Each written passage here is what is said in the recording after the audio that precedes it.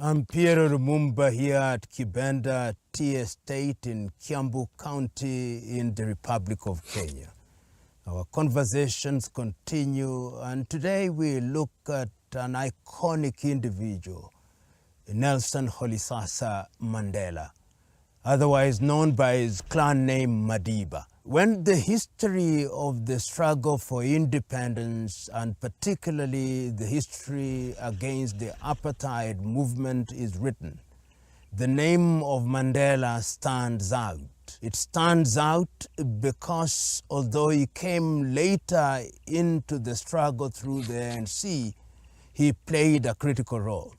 It is important to remind ourselves that the ANC, or the African National Congress, was created in 1912, one of the oldest freedom-fighting movements in Africa, with greats such as Pixley Kaisa Kaseme and, of course, Albert Lutuli. Mandela came in later, and he says himself that the individual who encouraged him to join the struggle was Walter Sisulu.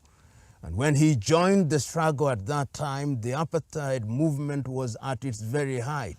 You will remember during that period in 1948, after the World War II, that is when Hendrik Verwoerd came up with the whole idea of separate development, which was then characterized as apartheid and which was declared by the UN as a crime against humanity. And the issue that arose in the very early days of the struggle, particularly in the 1960s, was the ideological orientation of the African National Congress. In the 1960s, 50s, coming up to the 60s, there are those who took the view that the ANC was not radical enough. And that is why in 1960, Robert Mangaliso Sobukwe then left the ANC and formed the Pan-African Congress. But Mandela, Govan Mbeki, and of course Ahmed Kathrada and Walter Sisulu remained in the African National Congress. The question then arose, are we going to eliminate the apartheid regime through armed struggle, or we are going to do it through agitation? And Mandela famously said that I hear Mahatma Gandhi, I hear Martin Luther King Jr. saying non-violence, but I am not a violent man, but I am not a pacifist. When the other person chooses to use the other fist, I too will use my fist. And it is on the back of that argument that Umkhonto we Sizwe was then formed, which Nelson Mandela led. Umkhonto we Sizwe meaning the spear of the nation, which became the armed wing of the African National Congress. And Mandela's legacy begins to emerge in a very unique way at that particular time, when he leads Umkhonto we Sizwe and they begin to attack apartheid installations within the country that we know as South Africa. And ultimately, they are arrested. There are quite a number of them, but the most famous that are arrested at that time is Nelson Mandela himself, Govan Mbeki, Ahmed Kathrada, and Walter Sisulu. And one of the biggest trials that ever took place in South Africa is the Rivonia trial. That is when Mandela stands out. In his defense, he issues a statement. He speaks for 3 hours in his defense and issues a statement at the end of it that this is a cause for which I am prepared to die. That is the struggle against apartheid. He takes the view that apartheid must be destroyed and that we must have a South Africa where all are equal, a South Africa where there is no Bantustanization. And we will remember at that time that the apartheid regime after Verwoerd, then of course there is John Vorster, then there is Botha, then there is de Klerk. have already started recruiting some blacks, and they are Bantustanizing the country, where they are creating enclaves where blacks would live. They are already having people who are fifth columnists who are trying to destabilize the struggle. And it is in this regard, therefore, that Mandela is speaking and saying, we want to create a South Africa where we'll enjoy our minerals, a South Africa where we'll be equal, a South Africa where everybody's vote is going to have meaning. At the Rivonia trial, history now tells us that the British were very involved. And in fact, there are elements within the British government who took the view that all the Rivonia individuals who are being tried should be executed. But sense prevails, and it is declared that they will serve for life. That is how they are then taken to Robben Island. And when one visits Robben Island, you'll see the kind of punishment that they went through, particularly during the early days. And Mandela's legacy remains because he becomes iconic as the single person who is ensuring that the apartheid regime is kept on check. But his presence in jail also makes him a focal point. A focal point in the sense that while they have Governor Mbeki, they have Sisulu in jail, they have Ahmed Kathrada, and of course Mandela himself, but they are outside. They are also individuals who are maintaining their legacy. One of them is Mandela's wife, Winnie Madikizela Mandela. She becomes iconic, and when history is properly written, it must be said that if there is any single person who ensured that the Mandela legacy was maintained at the highest level, it is Winnie Madikizela Mandela, who was banned and abused and punished in many ways. And you only have to read A Long Walk to Freedom by Mandela himself to appreciate the role that Winnie Madikizela Mandela played. Of course, there are also others. Governor Mbeki, who is the father of Thabo Mbeki.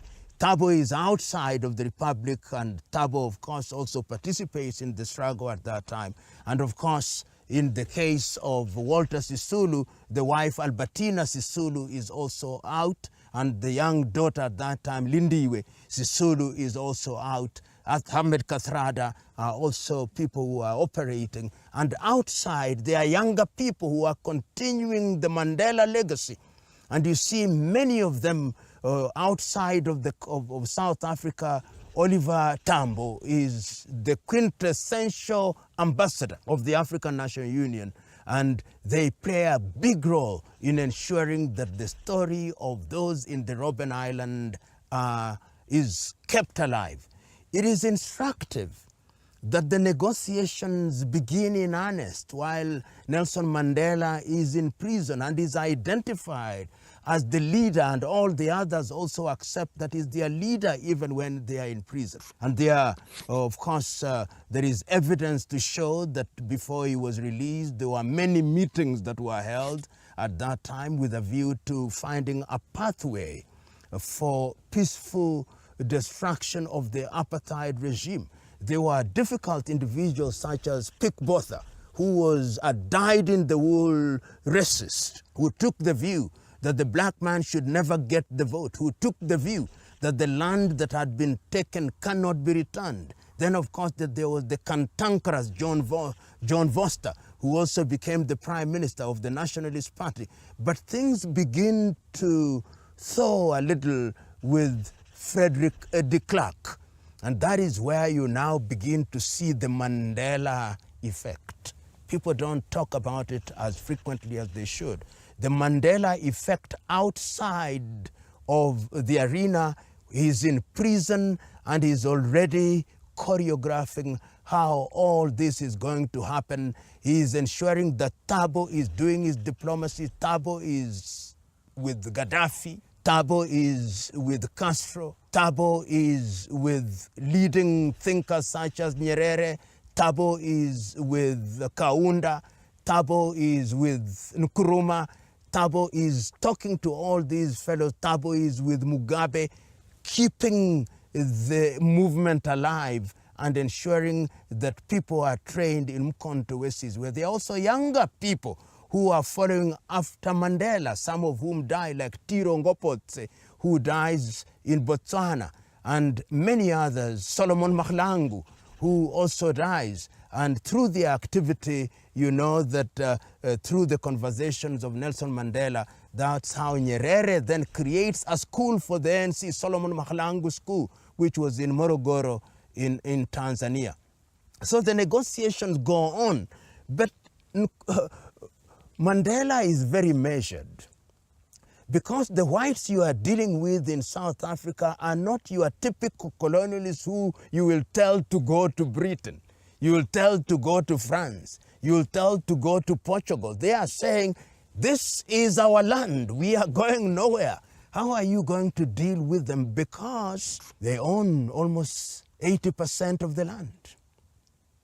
The Indians also own almost 10% of the land. The Africans only have a short hand. That is how Mandela then takes the view that what we need to do is to give meaning to what Nkrumah said. Seek ye first the political kingdom and the rest will come. And it is through that he says, let us remove the apartheid regime first. Once we've removed the apartheid regime and we have the vote and we are in power, that is when we will begin to talk about land. And you see the negotiations at that time when he takes younger people. He is quite aware that in his absence that there have been other people such as Chris Hani, people such as Cyril Ramaphosa, who through the COSATU trade union are involved in some way. And he therefore works with them. Desmond Mpilo Tutu, who is also active from the church, as indeed is Alan Busak, who is colored, and they are working together, and ultimately the negotiations lead to the constitution, the temporary constitution, and ultimately the democratic elections in 1994. And this is how we then define Mandela, that it was very easy. And I'm informed that the whites were prepared to destroy South Africa.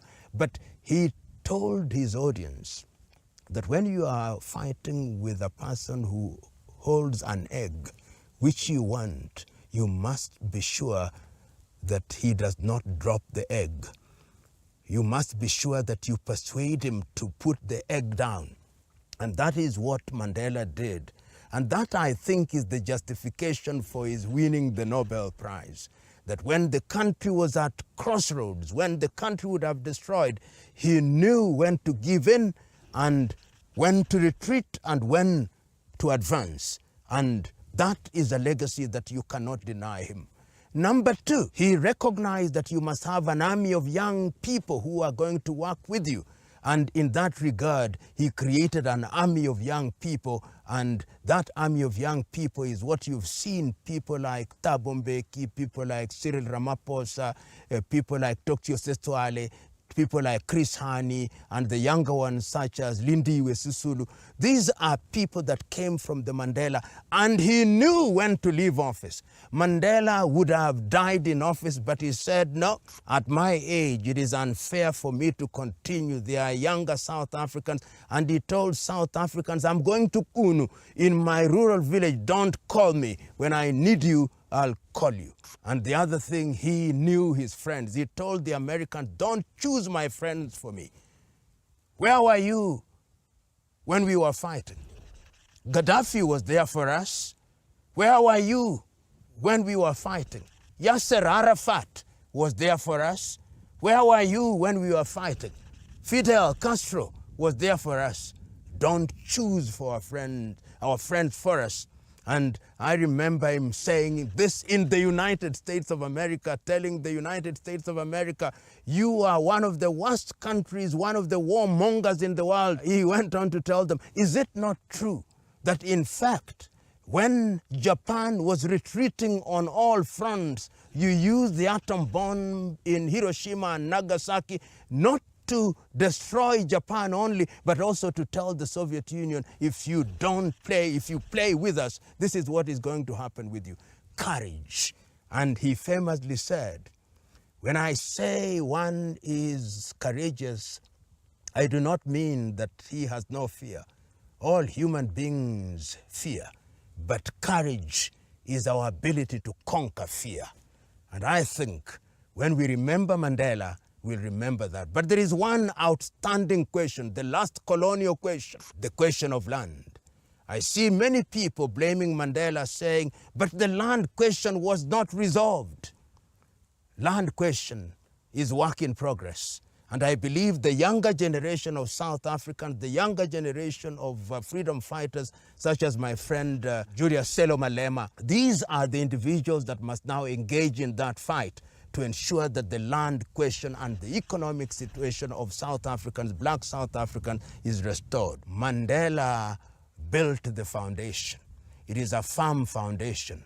It is the duty of the younger generation to now build the walls in the knowledge that this fight against evil is a fight which is fought by generations.